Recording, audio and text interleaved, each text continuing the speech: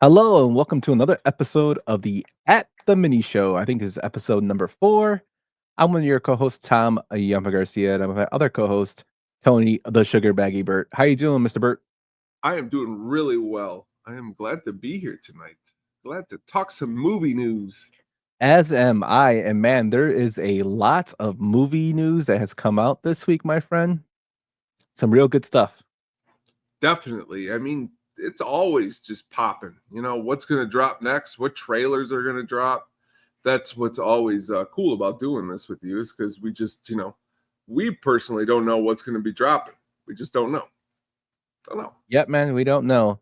And let's just start off with our big news story of the day, or actually of the week. It came out that Scream 7 is going to be coming out, and the return of the original star, Matthew Lillard, who played Stu. Now, Stu has always been kind of like mysteriously gone from the series. There was never ever a definite if he really died, and people were hoping that he would come back in the previous installment, and he really wasn't in there. But there were references to him when they had that little shrine to the Scream character killers. But now it is confirmed that he will be back in Scream 7, along with Nev Campbell coming back because the other two girls quit. uh, but man, I am like super excited about this. This is making me really happy because we have one of the original killers coming back. We had Billy back in Scream 6. And with Stu coming back, I just wonder where they're going to take the series. Will he be killing people still? Will he be training another killer? Like he was psychotic. Also, a very comedic killer in the original. His dynamic between him and Billy was great. What do you think about Stu coming back, Tone? Personally, I think that this is again. I'm a big Matthew Lillard fan. Lately, he's been popping up in some really, really good stuff that I enjoy. Kind of like a renaissance. And I'm not even going to lie, I didn't think the Five Nights at Freddy's movies was great, but he was in it, so I thought it was watchable, and I'll watch anything with him in it these days. And I liked the last Scream movie. I didn't find it to be the worst movie ever. It's surely not the best, but him entering the fold, you can definitely. I'm excited to see it, and I'm sure we will probably see it together, or definitely be sharing our opinions when it comes out. Yeah, and the crazy thing is, Melissa Barrera had been fired over some social media comments. Mm-hmm. And then Jenny Ortega left. So they were the 2 stars of the past 2, and they were kinda going with this storyline that, like, Melissa, Barrera's character was turning into Billy, her dad. Like, there's little hints, but now that Billy's basically kinda his story arc for his character. I mean, his character's dead, but that story arc is kinda up in the air now. But you think they were bringing back Stu as kind of like a, I guess, Hail Mary to try to make this franchise be okay? I mean, I think anytime when you start to bring back the characters that were in the original, you're starting to play and I think you might have said this term before. I know I've heard a lot of fan service. It's a Mhm. you're trying to get the people back into the theater. I'm not saying that some of the Star Wars stuff has that in it. It could, if you look at it a certain way. But again, I mean, it depends. I say it all the time. It's my golden rule. Everything depends on the script. So how is he fitting all this, and does it work? Okay. I'll never forget seeing him in the original one. He did a great job. Skeet Ulrich did a great job. I used to call him Gavin Rosdale from Bush back then because I thought he looked ironically alike. But again, you hear too, isn't Courtney Cox coming back for this one? You're trying to, not Courtney Cox, Nev Nev Campbell? Campbell. You're trying Mhm. to get that old school vibe back. You know what I mean? You're trying to bring back a golden era. And, you know, I currently don't have the box office numbers of the last one in front of me, but I'm sure here in a second we will be able to pull them up. That being said, I believe that the Scream franchises ran a long time. And Mhm. when franchises run a long time, you start to get into that like Police Academy 7 and 8 territory where it's like, well, this might be just a little too absurd for me. But we'll see. We'll see. Yeah, the Scream 6 made a worldwide box office of $166 million. Uh, Hmm. so I mean, it's still profitable in some way. I thought it was. I didn't like the movie. I'm not gonna lie to you. I think we discussed this. I just was not a fan of it. I thought it was kind of ridiculous, and I'm a big fan of like horror. I just thought it was kind of drawn out. I didn't like the way the story went. That's just my opinion. I know people who are really huge Scream fans, and they thought it was great. Well, But real quick before we move on, they try to put it in New York City, try to switch it up, try to give it something different, which again, you're messing with the formula. You know what I mean? I do like Jason Takes Manhattan though. Messing with that formula was okay because hitting that guy's head off on the top of the building was definitely pretty cool. yeah, I mean, there was some cool kills, but there was also stuff that didn't make sense, like when they're looking across the building and the person could just crawled across to live. And they just kill that part didn't make sense to me. But to each their own. I mean, there's gonna be stupid kills and stupid in movies that you don't agree with. And I don't know, maybe I expected more because it's a Scream franchise and I wanted it to have more of a realistic like I'm all for the more realistic drama or horror in terms of like make the character smart. That's kind of my thing now where I'm kind of focusing on. And I just have to lose myself in the universe of those type of movies that are out right now and realize, sometimes that's not always gonna happen, just enjoy it for what it is, which is totally fine because, it is what it is. I mean, it's Scream. But like I said before, Scream 6 did make $166 million on a $35 million budget. So it went way past the budget mark, and it's profitable. So that's probably why they're doing it again. And I'm pretty sure Courtney Cox will probably be in the next one as well. Her character survived in this one, and with the bringing back of Nev Campbell due to the other two leaving, that Russell Pereira and Jenny Ortega, I'm pretty sure it will be a good time. I mean, it's just, crazy that these keep going on. Like you said, they probably could extend out to, like, Scream 10. This is coming into Police Academy territory, even in, one would say, the Dominic Toretto territory of Fast and the Furious is what the Scream franchise can come into and just have so many Screams. Only difference is they're dealing with killers and not cars in this one. Uh, but that's the kinda way it happens. I will go see this in theater. I did see the other one in theater, Scream 6, even though I didn't like it, but I will see this one in theater because 'cause I'm a sucker for it. And hopefully, Stu makes it good, man. Yeah, I mean that's all you're looking for in this movie is that I guess from your perspective, let's bring it back to maybe a better quality, Mhm. and and I think generally it's going to do that. Yeah, but moving on, my friend, we have some big, box office news. Dogman barks loudly in a near record January opening for an animated film. It made $40.2 million to make the Captain Underpants spinoff one of the best movies of the year and one of the best animated movies since Kung Fu Panda 3 that had $41.28 million that wasn't adjusted for inflation in the month of January. Now, Dogman and Captain Underpants are regulars in my house. My son is a huge Captain Underpants show. He watches it all the time on Netflix. He's watched the series over and over. It's awesome. Uh, and he reads the books. He's read Dogman. Actually, my wife took him yesterday to see this film, and he loved it. What do you think about this, man? Like, it looks like animation is kind of making its way back. Well, number one, it's always positive box office news in any territory is good, especially in this territory. I mean, that's good for that movie. I mean, I grew up in a household where I'll never forget this when my dad said, January is shit month for movies. He said that. I'll never forget. He's like, it's when they release all the bullshit.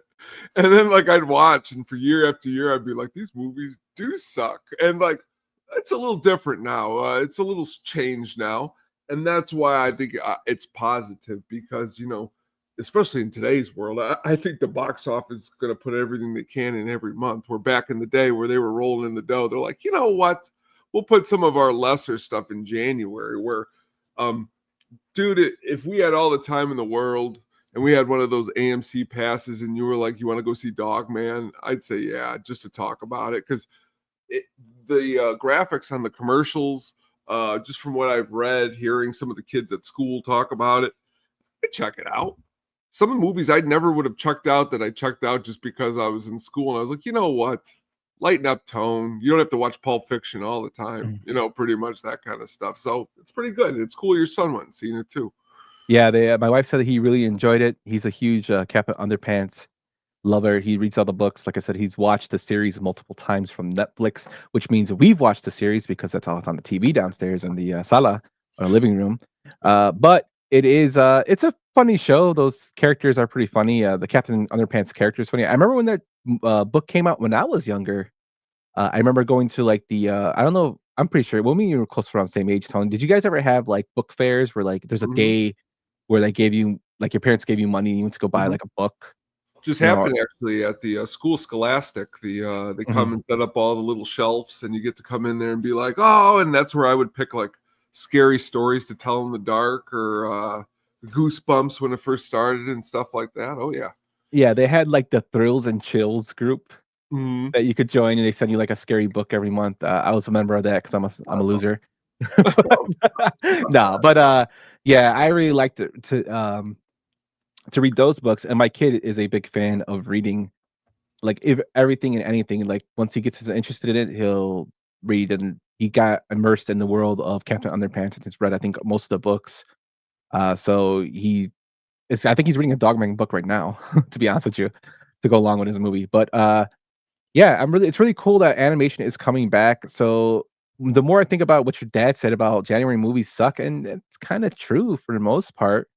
The only January movie I think I liked within the past maybe 15 years was, like, Rocky Balboa, and that came out in December, like, late December, Christmas week, that I really liked. And then I guess recently, Nosferatu came out during Christmas week, so that was pretty decent.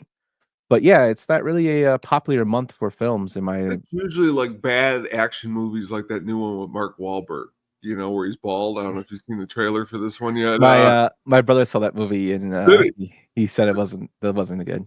No, again, if you're like, let's go see this movie, we got all the time in the world, I'd watch it and I'd laugh the whole time and be like, boy, this is bad. But you know, that's different. It's not a good movie in any stretch, but that's generally what they're releasing in January. And it's good to Yeah, see a movie like Dogman, get some love. yeah, and he has the AMC pass, that's why he goes to That's see what it. it is. That's what it is.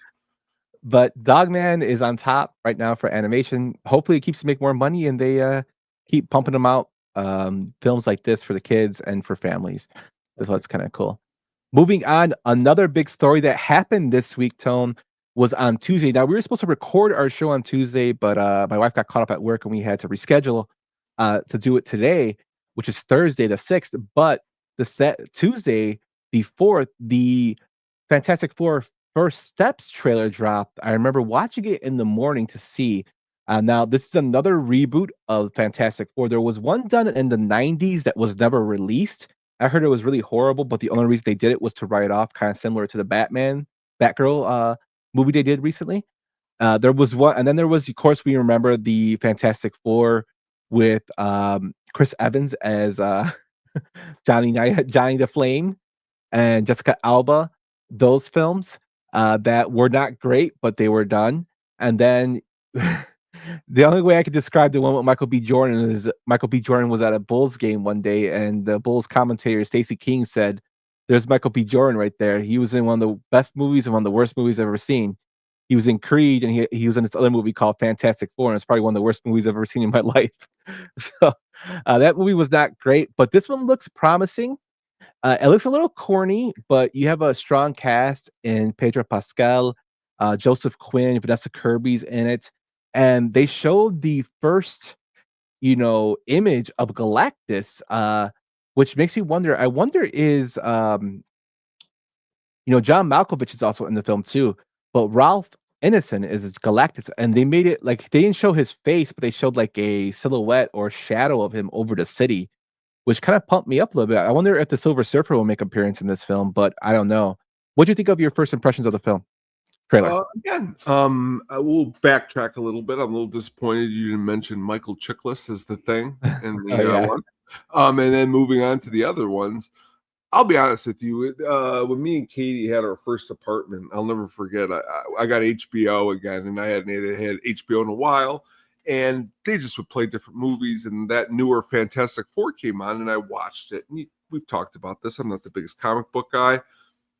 Again, I know it's not a great movie, but they gave that movie like it was one of the worst movies of all time type of ratings. And I don't know if it deserved that. It's not good by any stretch, but worst movie of all time. But back to this new movie, I believe from a while ago reading, I could be wrong. I believe the Silver Surfer is in this movie, but I could be wrong about that news. Oh, And he is. Yes. and that's what's cool about this one is you got to imagine that after the last couple that maybe they weren't the most happy with, that they're trying to put all of their eggs into a brand new start. And you know what? Let's give it to them to try and see if they're able to pull it off. Yeah, I'm hoping they do because I really want this series to succeed. I liked Fantastic Four. I didn't read it till I was older, uh, or watch the TV series. I remember that, but it was there are always some pretty cool characters. I do like that this is not like it's kind of telling a little bit of an origin story, a little bit, but it's not going to focus on a complete origin story. We're kind of, it kind of looks like it's going back and forth between them, which is kind of cool. The thing I did find funny is Evan Moss Backrich plays um, the Thing and Ben Grimm, and he's also on the Bear. And there's a part in the beginning of the trailer where he's tasting food with his robot, and people have started making memes of him tasting the food and saying "more Spice's cousin" with the Bear lead actor in the background, uh, like slamming shit. Jeffrey Allen White just slamming stuff on the countertop to make it look like he's in the kitchen with Carmen. That's But funny. that's some funny stuff, but I am looking forward to it. I hope it's a good film. Pedro Pascal has pretty much been hitting all home runs to everything he's been doing recently. The Mandalorian, he's, done even that horrible Nicolas Cage film, he was the best part of it. What was it called? You know what I'm talking about, Tone, that stupid, Oh yes, the art, the it's like the long title event. The yeah, art, I, I can't remember, I only The watched that Unbearable Weight movie. of Massive Talent. There you go. That's what it is. Yeah, But yeah, go ahead. but to play off of you of Pedro Pascal, I watched actually this weekend a 1-2 double new punch of Pedro Pascal. Real quick, I checked out the new Gladiator, Mhm. which it was, and another movie really quick that I did check out that maybe you would enjoy also with your son and your family, and it's getting some Oscar praise. It's on Peacock. It's called The Wild Robot. I don't know if you've heard of this movie yet, Yump. Um, Pedro Pascal does one of the main voices in this new cartoon, and so does Lupita Nyong'o. It does a voice, real good voice cast, and it's getting really rave reviews. But again, Pedro Pascal in both of these movies, even the one that I said before was like, he does a great job always. There's nothing that I don't think, can't land, and I think he's going to land pretty good on his feet in this movie like Superman, and I only wish for its success because of all the hatred it's gotten before. And when something gets hatred, I do like to see it somehow turn the bank, and I hope this is its opportunity to do that. Yeah, I kinda with you there. Looking at the movie you just mentioned, The Wild Robot has looks like an excellent cast. You also have Mark Hamill in there, Mhm. Catherine O'Hara, Ving Rhames, Matt Berry, who I think is hilarious. Oh, he's great. He's Uh, great in this movie. Um, it's like science fiction mixed with, if you have a heart towards nature. Um, mhm. and that being said, she's won't care that I said this. I think my wife could fill 2 cups full of tears watching this movie. Tears of joy, tears of sadness, and that's Ah, how you know what a good movie is. I was cooking my lunch for the week, so I was watching it while I was doing that. But at the end, it's hard not to hit you in the chest and go, that's a really good movie. And honestly, Pedro Pascal doesn't sound like Pedro Pascal. The whole movie, I can't remember now off the top of my head who I thought he sounded like, but I thought he sounded like somebody else. But that's again a good voice actor. He was able to mimic the voice so well that you couldn't even tell it was him. And I like Pedro Pascal, and I like everything that I've ever seen him in. And so again, hoping this does well. Yeah, and he plays a really good villain, and I really liked him in The Equalizer 2. Yeah, Uh, he was really good in there, and he does a lot of video game voiceover too. He was in Dishonored 2 as well. So he does lend his voice there as to video games, which I think is awesome. He's a big fan of video games too, which is cool. But yeah, I really am looking forward to seeing how this film does, and I'm gonna check out the WoW Robot since it's already out. yeah. Gladiator 2, I was kind of iffy on, and you're telling me, eh? I'm like, ugh.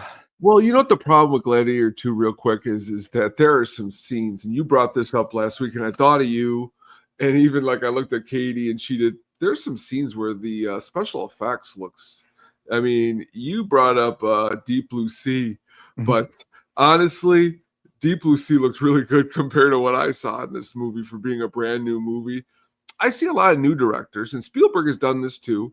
He did it a lot in the 2000s where he would like rush movies out where like I feel like if you just put in a little bit more time in War of the Worlds, it could have been better.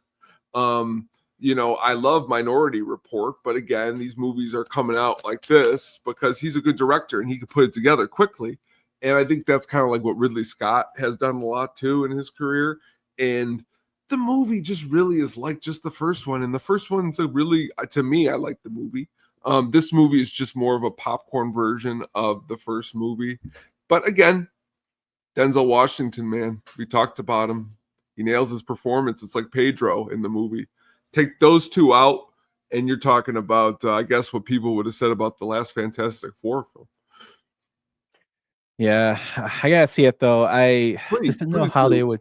It is on Paramount Plus if you are interested. Okay, cool. I would definitely will check it out. Yeah. Moving on, my friend, we have you gave me this person's name, and I'm probably gonna mess it up.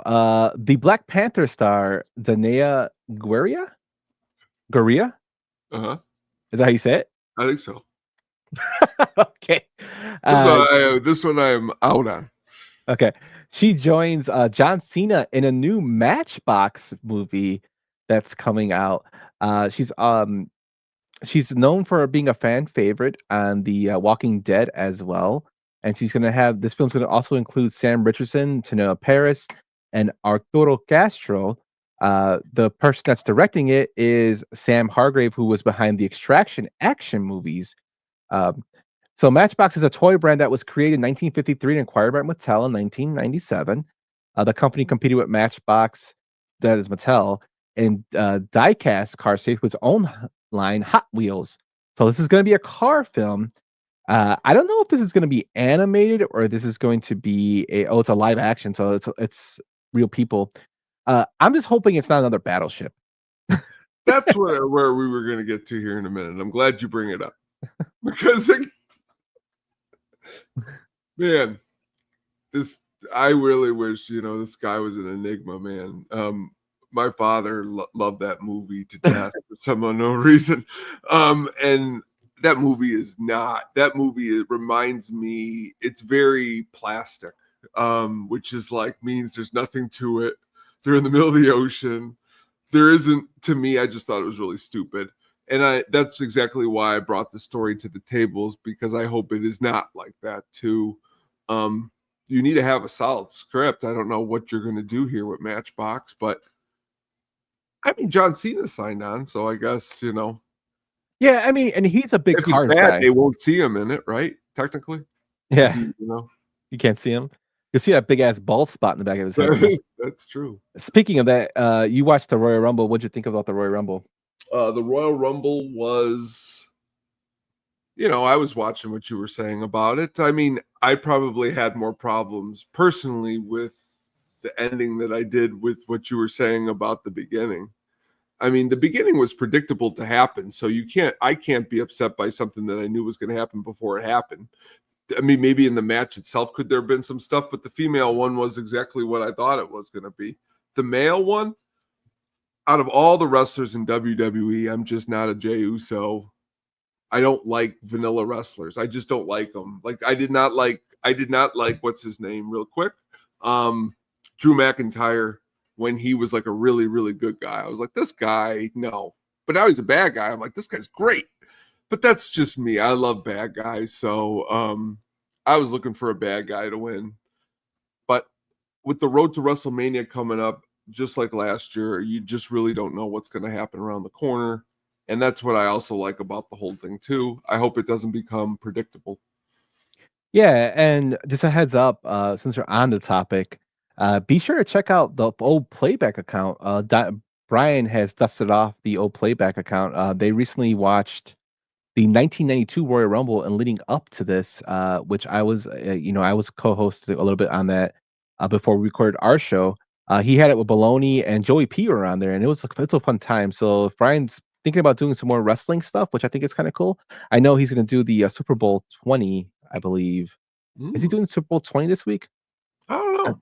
I I think did not. he's doing a Super Bowl or something this week.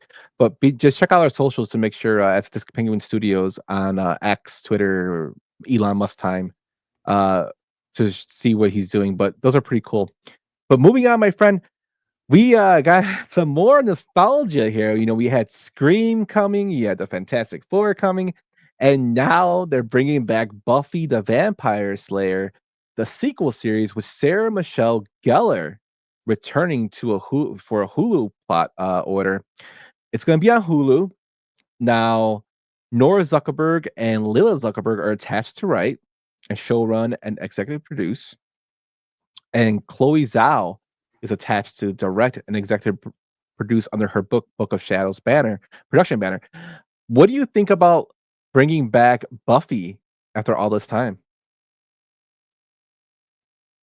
Oh man, you froze.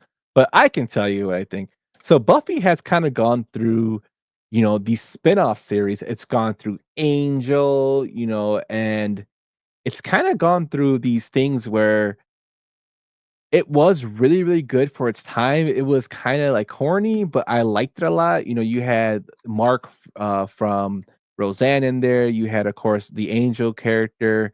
I first was introduced to Buffy the Vampire Slayer actually from the film that came out, which I'm pretty sure a lot of people were introduced for, that came out. And it just was kinda weird they didn't really include the original Buffy the Vampire Slayer actress, Christy Swanson, in it.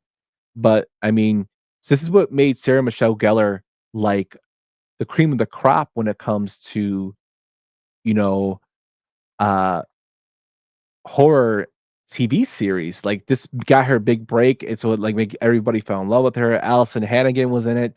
You might know her from either American Pie or How I Met Your Mother. Uh, it was, like, a real, real big show, and then, like, pretty much after Sarah Michelle Gellar kinda left when the series ended in 2003, her career kinda went a little bit downward, and then, of course, David Boreanaz with, Angel kinda got his pickup. He also did Bones, and then you also have, Allison Hannigan to go on to do How I Met Your Mother. So there's people that actually went on to do bigger things. This one's gonna be a little different in terms of who's going to be working on the series. I explained earlier, Josh Wheaton is not gonna be on this, and Josh Wheaton, had those allegations, and he was creating a toxic work environment, which I haven't heard any confirmation, but I've heard other people say, yes or no. So it's a kinda he said, she said. Usually I would tend to agree with the actresses and actors that have said that because, we do know a lot of creeps in Hollywood, but it's crazy that it took 20 years for this to come back, and Sarah Michelle Gellar is coming back to our screen as Buffy, and I can only imagine where they're gonna go from here with the Buffy character. I wonder if Seth Green will be back. I know he comes back as a werewolf. Did he die in the original series, Tone, Seth Green? I can't remember. I believe he did. It's been such a long time since I watched the show. What I wanted to say before I left is I love the movie a lot, and Mhm. I love the show equally. Um, Sarah Michelle Gellar is, it's cool. She's making a comeback. Her old movie that she was in, I Know What You Did Last Summer, that's making a comeback this summer with Jennifer Love Hewitt. Things are making comebacks, which we just talked about before. We're living in a real nostalgic world. But can you pull it off? That is the question. Yeah, and like I was saying, when you were gone, when you're reconnecting, it's kinda crazy, like, Buffy the Vampire Slayer would kinda put Sarah Michelle Gellar as, like, the it girl in horror TV series that is. Like, I remember everybody was, like, obsessed with, 1, for the way she looks, like, she's a beautiful woman, but, like, it kinda put her on a rocket ship. She was in Cruel Intentions after this, during this series, and then when the series ended, her career kinda dwindled down while her co-stars, David Morans and, uh, Allison Hannigan kinda, like, went off and did their own thing, and they made big series like How I Met Your Mother and Angel and Bones. So and while her career kinda, like, kinda dwindled down a little, but of course, she also was a mother. I So think she that's what I yeah, think. but now she's making a surprise comeback. Her kids are older, and does that mean that Freddie Prinze Jr. is gonna start coming back out? Maybe a Summer Well, Catch part 2? he is going to be in again. He is going to be in I Know What You Did Last Summer. The sequel coming out this year. It's going to just be them two are going to be returning to the role. I mean, what it is always is again. Are people asking for this? Is the script going to be good? I personally always liked when the X-Files have come back. It's like seeing old friends. Is it as good as the original? No, but it's still, I don't judge things like that all the time. Um, when you like something or you've been around something like The Kids in the Hall, that's one of my favorite sketch comedy shows of all time. That has come back recently on Amazon. It's not as funny as the original, but it's still funny because it's them and you're glad you see them. It's better than not seeing them at all. So, like, that's how I look at it sometimes too. Yeah, hopefully it does well, with it. I'll watch it. I think I have to go back and watch the old series So do I. before I, watch the new one. But I was a sucker for Buffy. I mean, I watched Charmed. I watched Angel. Hmm. Uh, I don't know why, I just Charmed, well, I know I watched Charmed because of, Alyssa Milano, but, I mean, I watched Angel because of Buffy. I like those films, and that kinda spawned, the more newer ones like Vampire Diaries, which I never watched, but my wife watched it. But, it's kind of like our generation coming back with a series that were popular when we were growing up, so it'll be kinda cool to see what's going on, and hopefully it's written well and it's acted well, and they have good storyline. You said the new X-Files is good, which I wanna check out. But, if something can work that's brought from the past, I'm all for it, man. That's what it always is. We always look for that. Man, this is kinda crazy because, we are talking about blast from the past. Speaking of that, the Faculty remake is, set at Miramax, and Robert Rodriguez, who directed the original, will be back to produce this film. So you have the original director and his vision coming back. So I am also always against remakes, like, especially if the first film was good. Now, The Faculty wasn't an Oscar-worthy, classic, It's but fun. it was a fun film that was big, and, I was 13 when it came out. I saw that in theaters. I thought it was awesome.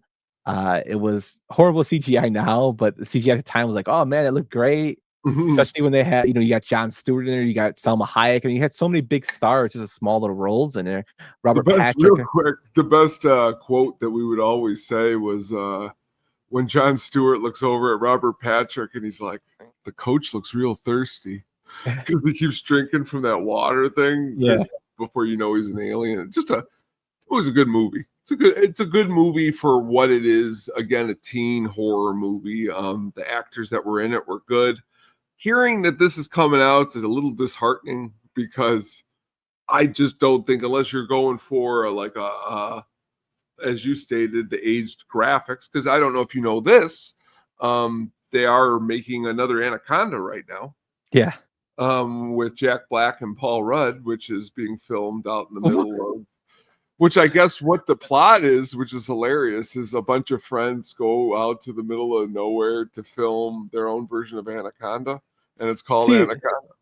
that's funny though, because that's like a play on the Original film. kind of, yeah, it's like original Yeah. kind of. This is like again, who's going to be in this? What's this going to be about? So again, I don't know. I don't know about this one. Out of all the ones we've talked about tonight, this is the one that I gotta say so far. I'm giving it a thumbs down. Yeah, I mean, I could see what you're coming to, but hopefully with Rodriguez at the helm of as a producers, hopefully listen to his input Yeah, and I love Rodriguez, one of it the comes, greats. with a decent film and a tribute to the original.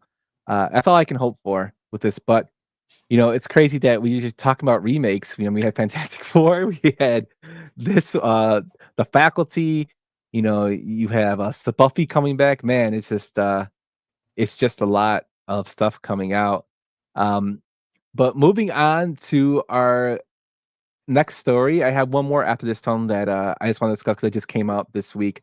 But, Jack Ryan, scribe Aaron Rabin is to write a Just Cause video game adaptation at Universal exclusive. Now, for those who don't know, Just Cause is a video game that was on, I believe, the Xbox and PlayStation. It's kind of like a revolutionary third-person shooter where you basically are trying to fight against a corrupt government, etc. But they're gonna make a movie out of this with Jack Ryan, writer Aaron Rabin, who did Jack Ryan and Nobody 2. Nobody actually was a good film. Did you watch the first Nobody? Yes, with Bob Odenkirk. Yes, I Yes. really like that. This is a Universal Pictures film that's going to come out. Also, and Hel Manuel Soto, who directed Blue Beetle, which I actually liked, is coming out to direct this film too. So I'm hoping for big things. I think with the political climate that is right now, this film could kind of go right in there, kind of like what Civil War did recently. Even though Civil War was kind of like Texas and California together, which to me was kind of non-realistic that Texas and California would join forces. But uh, I mean, I'm looking forward to it. I hope the characters are cast well. I hope it's written well, and I hope it has a lot of success. Have you ever played any of the Just Cause films? I mean, games? No, I have not. I have seen the boxes. The best I could bring to this conversation is there's a movie with Lawrence Fishburne and Sean Connery called Just Cause. It's a murder Ed mystery, but that Harris. has nothing to do with this. Yeah, Ed Harris is in that film. That's actually a really Yeah, good film. it is. Uh, It is. So when you said Just Cause, that's where my mind went. But then when doing trying to look for pictures, there's quite a few couple games of these, and it's cool again, but just like the other stuff we talked about, it's got to be done right, and mhm. it's got to be done, to the fan a little bit. I'm just hoping it's not. I haven't seen Borderlands yet, and I'm planning on watching it soon. I just hope it. So you gave me your description of it. I'm just hoping it's not as bad. Well, did Um, you ever watch real quick The Last of Us? yes, I watched the series. It's good, Yeah, I mean, you know what I mean. That's what you hope for in a series. but The Last of Us follows the game like pretty much to a T. See, that's what a fan should want. Mhm. But then again, you had those fools and those idiots. Like the Nick Offerman episode was one of the greatest episodes of the year. But a lot of people were like, "This isn't the game. They shouldn't do a love story between this." In a show or a movie, this isn't a comic book. This isn't a video game. You're trying to put a little bit of human realistic to it. You have to do that. Yeah, and I think the best, actually, to be honest with you, the best show going right now that was based in a video game world and had its own adaptation and storyline of the game with characters from the game, but you also have new characters and their own kind of like destiny is Fallout. I really Okay. loved Fallout, the Yeah. series. I know Keelan, our fellow Penguin, loves that series. We always discuss it all the time, and I can't wait till the next season comes out. I really enjoyed the first season. I thought it was very, very true to the video game fan, the fan service there, but it was an interesting story. And Walter Goggins is awesome in that series as one of the main kind of anti-hero characters. It was just awesome for me to watch it, and I hope that this film is kinda like that. The Just Cause series kinda, like, takes the characters from Just Cause or the premise, and you make it as good as the Fallout series, but in movie form. But all I can do is hope for that, my friend. Yes. Uh, and then just one thing that did come out the 5th, which is yesterday, our guy Bruce Campbell, man, I loved me some Bruce Campbell. His series, Hysteria, got canceled after Uh, 1 year. 1 year, Tone. Now, the crazy thing is Hysteria has a 91% critics' approval rating on Rotten Tomatoes. Hmm. Uh, it's a pretty decent show. I watched a couple episodes. It's set against like the backdrop of like the satanic panic of the 80s, with with Bruce Campbell kind of as like a detective. It's interesting. I love myself some a lot of Bruce Campbell. I love me some Bruce Campbell. You know that. I know you do too. It just kind of sucks that this guy, his series just keep getting canceled, and it's not because they're not. It's not that they're bad. It's just that these streaming services, I don't think know how to promote them, and they kind of get screwed over. Like Ash versus Evil Dead, which is one of my favorite series of all time. I think that Uh, came out. I think I'm to that show, I think it came out too soon. I believe if that show came out today, that wouldn't have got canceled like Hysteria. Yeah, but but also it was on Stars, and people were like, "How the hell am I gonna watch this?" So Stars did a thing where they had a trial version, or a trial. You have Stars for a month. So people bought Stars, or you know, got the subscription for a month, binged it, and then left. So it didn't really help out there, and it was also one of the most pirated series in the internet history, Ash vs. Evil Dead, that is. But it's unfortunate that Bruce Campbell has, come to this. I think Bruce Campbell, he calls himself a B actor. I think he's a great character actor. Him and Sam Raimi are always doing funny things in their films. So one of my favorite roles of his is Pizza Papa in the Spider-Man No Way Home, not No Way Home, yeah, No Way Home, as Pizza Papa always cracked me up. But it's just unfortunate, man. And this is something he was passionate about. I know Bruce put out a tweet about this. And it just sucks that his stuff is getting canceled. It always does when someone you enjoy their work gets canceled. I hate it. Yeah, man, I feel bad for Groovy Bruce. He says, Hysteria canceled after one season at Peacock, gone, but hopefully not forgotten. He just rolls with the punches, man. I'll give him that, but it sucks. But Tone, that's our show for this week. Any closing thoughts, my friend? No, good batch of news this week for the fourth episode. Yes, sir. So be sure to check us out. We're recording this on Thursday, the 6th. Be sure to join us tomorrow for our deep dive into Misery, the Stephen King classic, with Kathy Bates, who won an Oscar for the film.